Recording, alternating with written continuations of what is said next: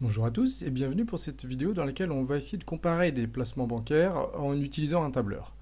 Donc je vais vous proposer une situation et ce que je vais vous demander de faire, c'est de faire en même temps que moi sur votre ordinateur peut-être les mêmes manipulations au tableur. Donc vous pouvez faire pause de temps en temps pour ne pas perdre le fil. Alors voilà, la situation est la suivante. On va placer 1000 euros. La première façon, ce sera en ajoutant 50 euros tous les mois. Et la deuxième façon, on ajoute 2% tous les mois. Et on va se demander quel est le placement qui est le plus intéressant. Alors, on va compter les mois en même temps sur la gauche. Donc voilà, première chose, je vais vous montrer ou remontrer comment on fait pour obtenir le rang des mois, c'est-à-dire 1, 2, 3, 4, 5, 7, 9, 10, etc. etc.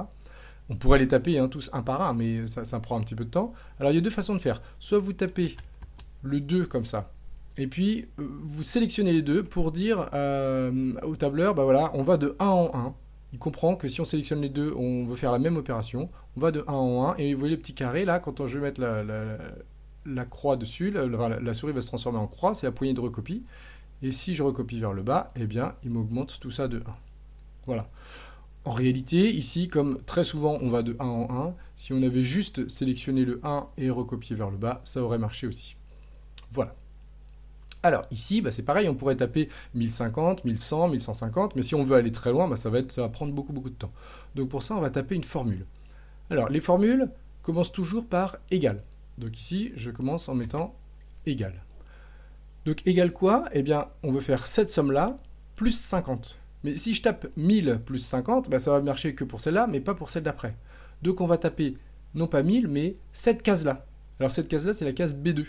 Donc soit vous tapez B2, soit vous cliquez directement sur la case et puis il écrit directement B2. B2 plus 50, et on valide, et il nous écrit 1050. Quel est l'intérêt d'avoir fait ça?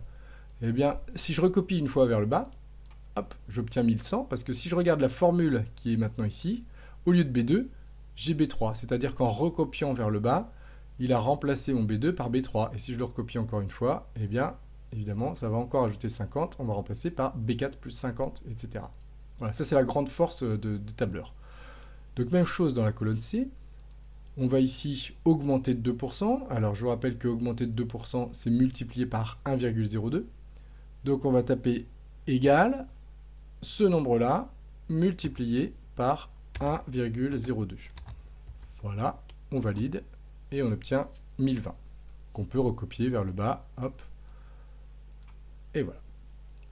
Donc maintenant, on va essayer de recopier tout ça vers le bas. Alors, on peut recopier les colonnes une par une. On peut aussi sélectionner ces deux colonnes-là, par exemple, ou les trois d'ailleurs, et puis recopier vers le bas. Et comme ça nous recopie tout d'un coup. Voilà, alors qu'est-ce qui se passe au bout de 12 mois, au bout d'un an?